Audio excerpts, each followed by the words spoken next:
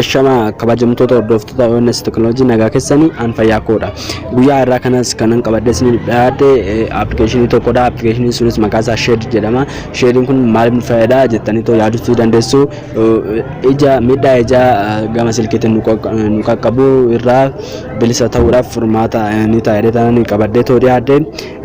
Osoo gara barnoota kootiitti hin deemin dura guyyaa irraatiif gara chaanaalee kootii kan dhuftan dhufuu welcome isiniin jedheetiin jira.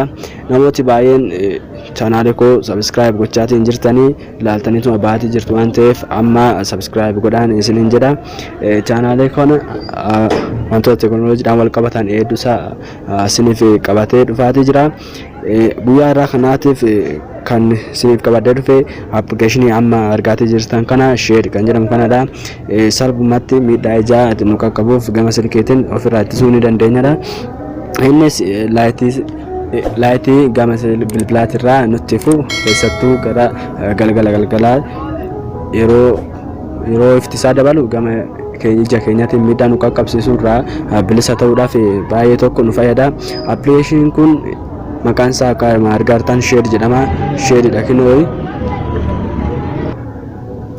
amma yoom baneetis nagarsiise application kun akkuma argitan Shade kan jedhamu kanadha. Haala kanaatiin jira.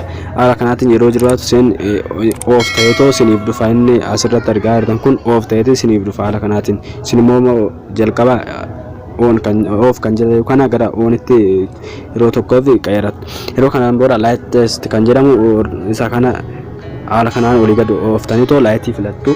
Haalli isin keessattan ifaa yoo ta'e dabalachaati. Yoommoo dukkana keessa jiraattan dhumarra yoo gootan isinitti mul'achuu danda'a. Amma tokko midhaa ijaa argamu ni qannasa. Baay'ee namatti tola. Application kun furmaata isa tokkodha. Barumsi nagaaf qabadde isiniif dhiyaate kun isa kanadha.